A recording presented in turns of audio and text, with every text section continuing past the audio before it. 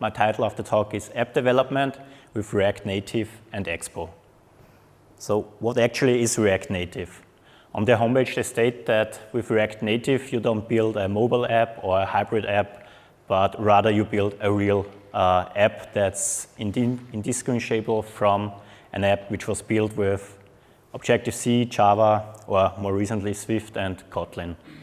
So the way it does this is by using the same fundamental UI building blocks as regular iOS and Android apps. And you build these UI building blocks together using React and JavaScript. So when you download an app, a React Native app on your device and you start it, the UI elements you see are the same one which are used by native developers. So there is no HTML5 rendered or so on. They are the real native components. And the way this works in React Native is that in addition to the native thread, which is created in every app, there's also a JavaScript thread started, and there is a bridge which communicates between these two threads. So the core of React Native is actually the bridge, which handles the communication. For example, if you get a touch event on your app, this touch event is recognized by the native thread and communicates this event to the JavaScript thread, which then runs some business logic and communicates back to the native thread about what to render. So as a small example, here's a React component, and it consists of a scroll view, an image tag, and a text tag. But what you will see on your app is actually, if you're on iOS, you will have a UI scroll view, which you would have used as an iOS developer as well. And on Android, you get a native Android scroll view. And the same goes for the image component and the text component and so on. So what is Expo then? Expo is an open source toolchain which helps you build your React Native apps and has some benefits. For example, it has support for iOS and Android without a separate build process to set up. So if you don't use Expo, you would have to install Android Studio or Xcode on your device, on your coding device, and set up the build process. With Expo, that's taken care of. So you don't have to install Android Studio or Xcode, and you don't have to set up this build process. You also have instant updates. So once you've published your apps and the apps are in the App Store, you don't have to resubmit your apps to the App Store. You just add a feature to the app or a bug fix, and then you say publish, and it's uploaded in the cloud, and users who open the app get a new bundle from this cloud, download it to their app, and they have the new code instantly. And Xposed gives you some basic functionalities, such as APIs to access the contacts, the gallery, or the camera on your phone. However, the big drawback on Expo is that you can't use other native modules. So if you want to write your own native module in Swift or Kotlin, or you want to use a library, you can do this with Expo.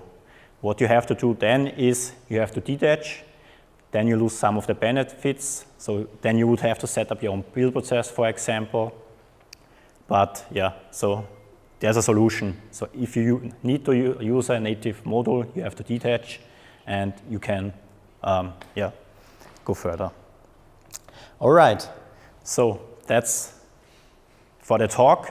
And now I want to scaffold a project, a new one, and show you how easily it is actually. So I already prepared a workshop. It's available on GitHub. And I will go to the README where I've written down the steps with whom you can set up an easy app. So the first part you have to do is, if you haven't done that, is to install the Expo CLI. And you will have... Zoom in the code if possible? Sorry? Is it possible to scroll zoom in on the code? Oh. It's hard to see in the back if it's possible. I'm not a Windows user actually, but I think it's somewhere.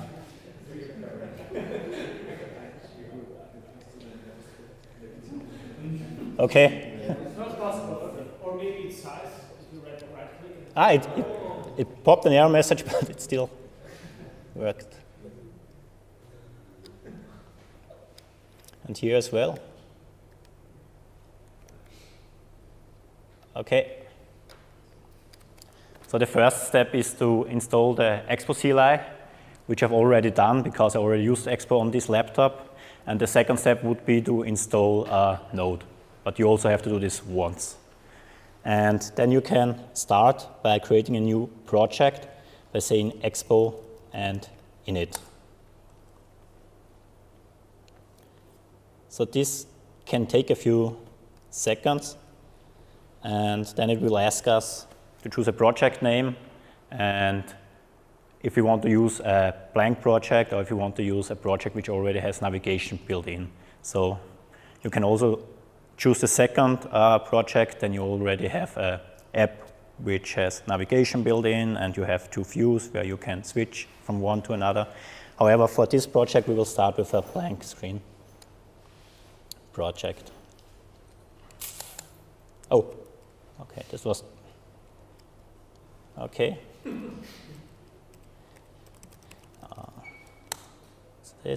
That's the template question. So now it's scaffolding the project, which takes some time. And in the meantime, I will go further here. So we've already seeded into the folder, and now we have to wait until it's ready with the scaffolding. In addition, I will install some node modules. Yeah.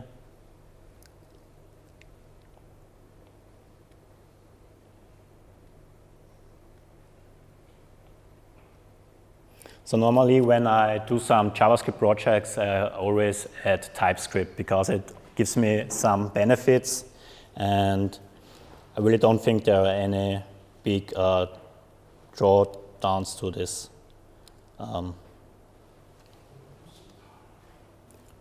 So can I copy this? Copy, copy and paste. Okay. And I also will add the typings here. Yeah. Okay. So the scaffolding is done, and I can now start the app. So this takes also a minute or 2 minutes, and what we get then is a barcode on this command line window, which we can scan with our Expo app, which from our device. So I've also set up screen mirroring here.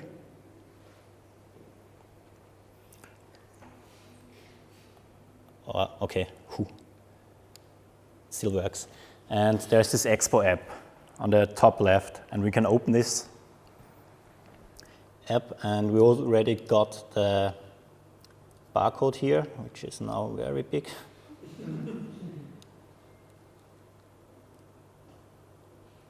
Okay.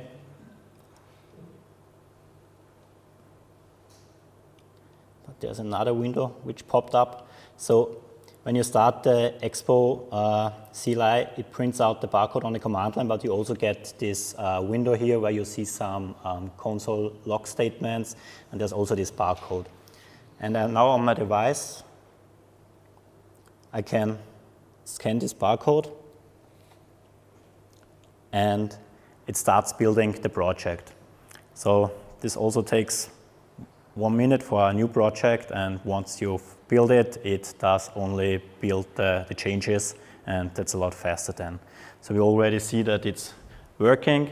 It takes some time now, and then we'll see the project which we've just scaffolded. So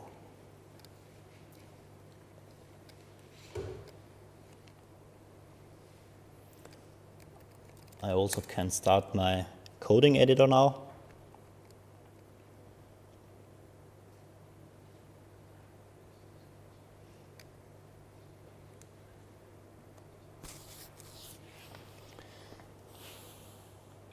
It's really taking up some resources. So that's our demo app.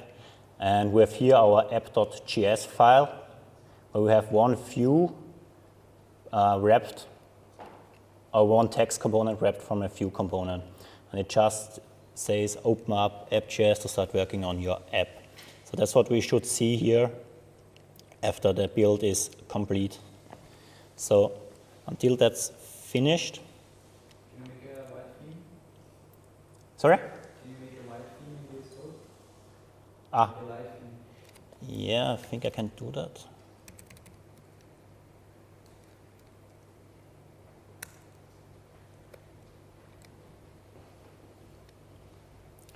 Hey. Dark.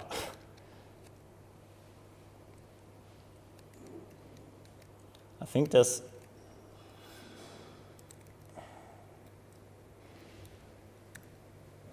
now it's working, yeah.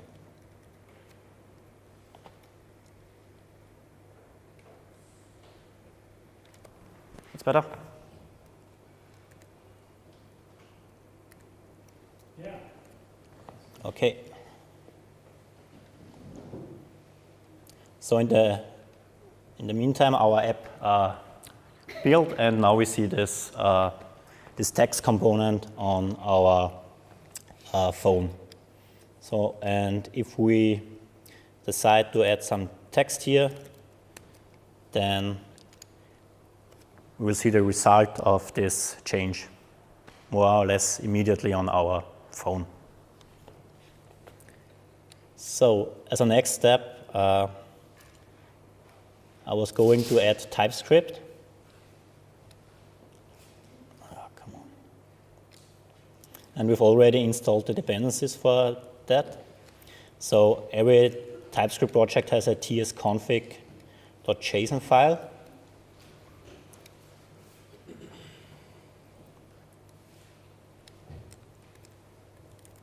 Which I will add here. Enter this. And in addition, I have to update my app.json file and state that these TS and TSX, also files with TS and TSX extension should be transformed. So that's here, and I can just copy this. And now as a next step, I can create my first React Native component written in TypeScript. So I will create a source folder for this case, app.tsx. Copy this. It's again just a text view wrapped from a view component. And the last step to do is update the app.js file so that it imports the other app. So that's it. On my device, I now see an error message. I think that was too much, adding all these packages and updating the config files, so I will just restart that. So that's the process for setting up TypeScript.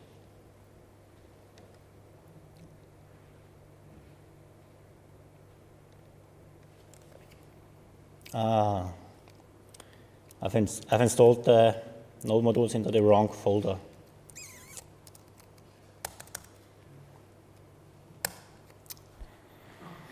So, once again.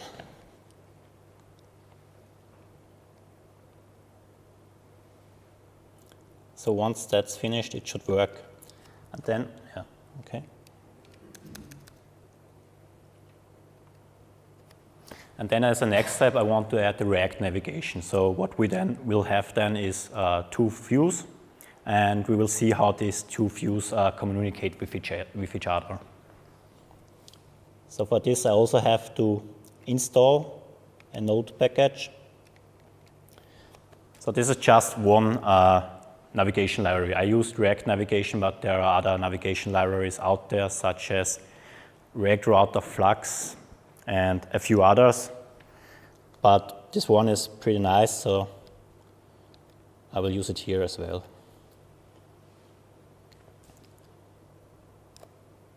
Okay, some advertisement.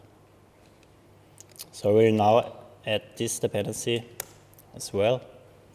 And for the last point of my presentation, I will add mobx for state handling, and I will add this dependency here as well now, because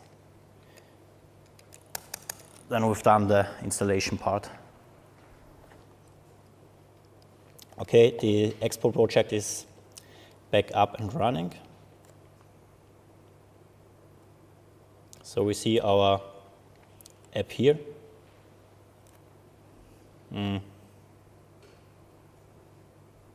I think I have to scan it again. Yeah, now it's working again, so I don't know why it lost connectivity.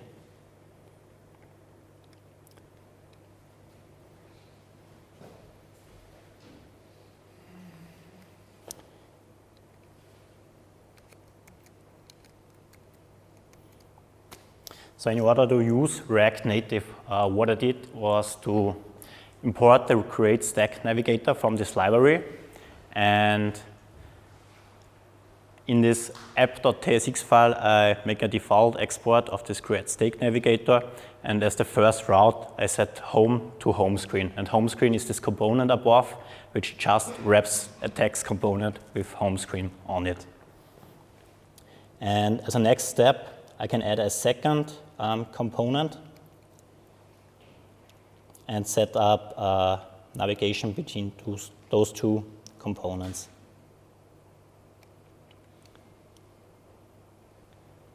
So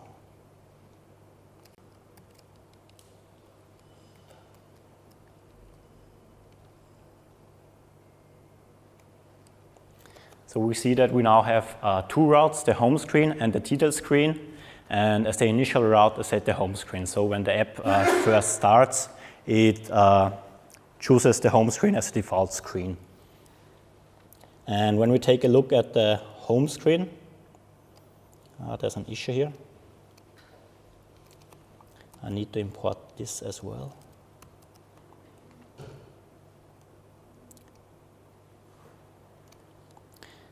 We have the same component as before, but now we also have these navigation options. So when you use React navigation, you always have the static navigation options, and for the home screen, I set the header to null because I don't want to have this header on the home screen component. And in addition, what I did was an onPress handler on a button, which navigates me to the detail screen. And on this detail screen component, I want to have this navigation bar, and I want to have a title on it. That's why I set the title to detail screen. And I also added a button, which brings me back to the component where I came from. So in this case, this go back references to the home screen. And now if we take a look at the app, we have the home screen now. And if I touch the button, go to detail screen, the detail screen pops up. And if I go back to the home screen by pressing the button, it says go back, and I'm back there.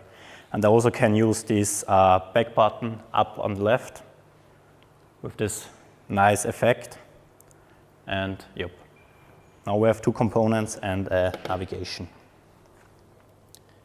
So in addition to this, I also like to use mobx for state handling. So let's say you have two components and you want to exchange information between those two components, but you can't or you don't want to use props. Then you can set up a state and both components interact with this one state. So to do this, I just have to add experimental decorators because mobx is working with decorators, and they're still experimental.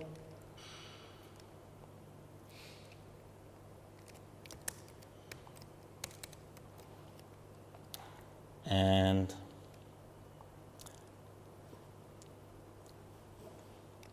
yeah, then I can set up a store.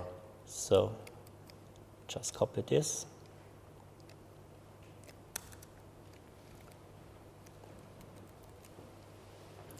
And import.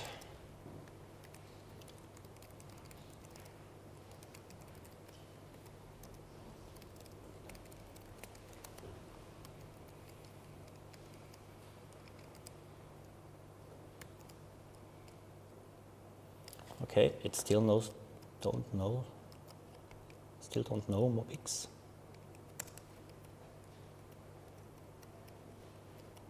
I thought I already installed it. Okay, I haven't. Jan add MobX.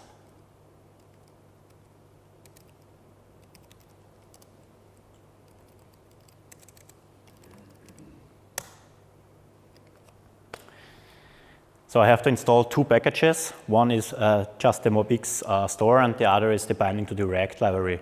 And right now MobX is at version 5, but version 5 does not work with React Native. That's why I installed version 4.3.1.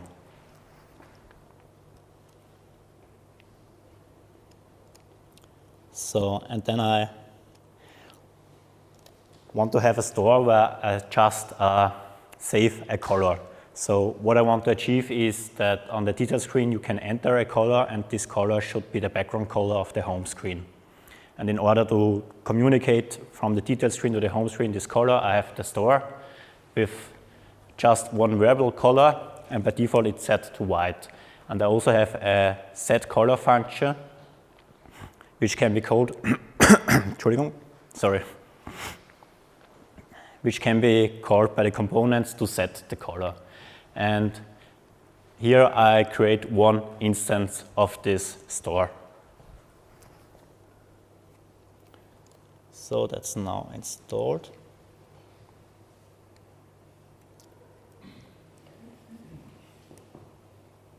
Once again, this issue.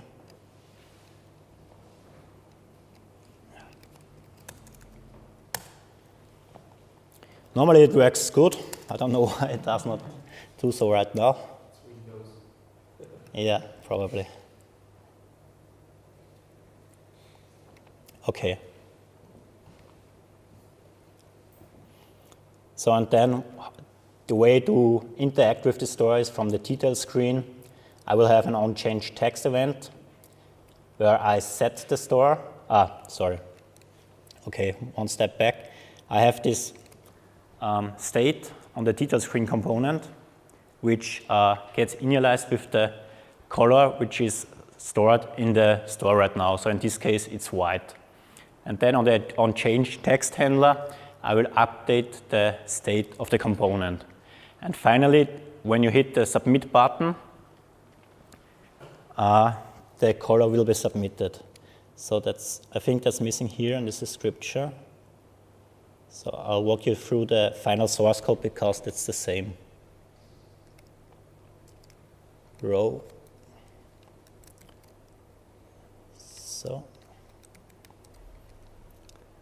So we have the store above. Yeah. We have the store which I already explained. And in the detail screen, we have our state, which accesses or reads the store color. And then we have this text input component. And there we can set a new color. And when we press the button, the submit button, the new color is written to the store. So we call here the set color state, the color is written to the store, and then we navigate back to the home screen. And on the home screen, the only things that changed is we have a background color now, which again reads the color from the store. So that's the final app. I hope it will start again.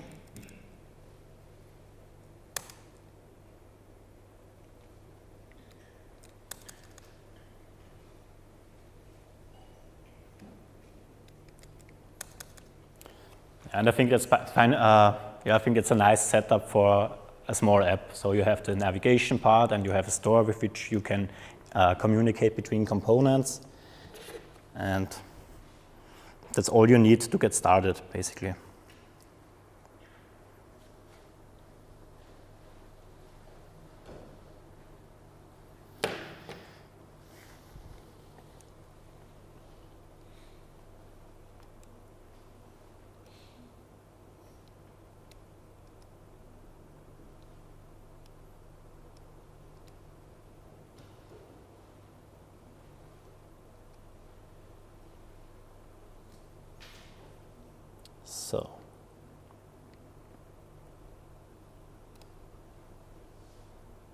So I hope this will start compiling again.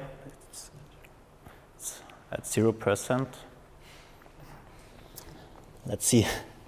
But in the meantime, so the last part you normally want to do is you want to publish your app. And how you can do this in Expo is to add this description to the app.json file. So you need one for iOS and you need one for Android. So we can copy this description to the app.json file.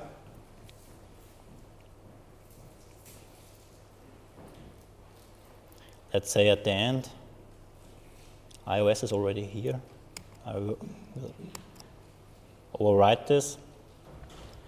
And then on our command line, we can say Expo build, and then iOS for iOS or Android for Android. And this will give us the APK file for the Android app or the EPA file for the iOS version.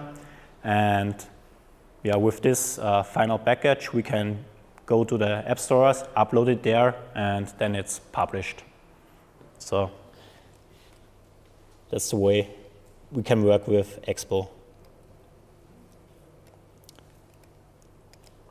It looks like it does not want to work again.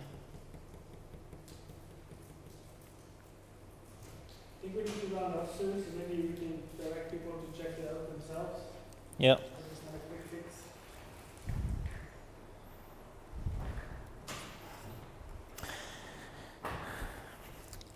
I give it one last try.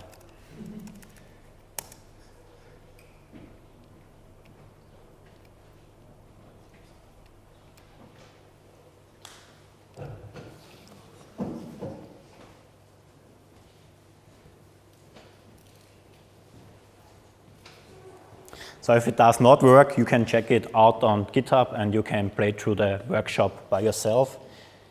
And I think it will work better than here in this setup. So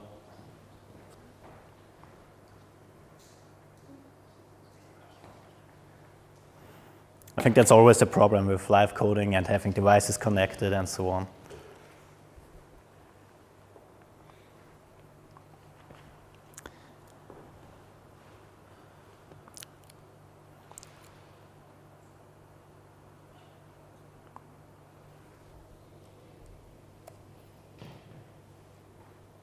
Yeah, it does not look so. What we would get is a detail screen where we can enter the color. We would press the button, set color. We would go back to the app screen, and the app screen would be in, for example, in orange, the background color. So that would be the app. But now it's compiling, like 40%. Oh. It's growing slowly. Happy end. Ah. I'm sorry.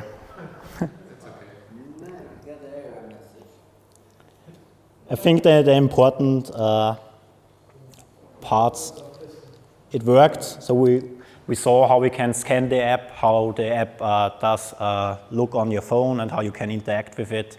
And yeah, that's what I wanted to show you. Said that the last part did not work, but I don't think it's that sad. Okay, so thank you.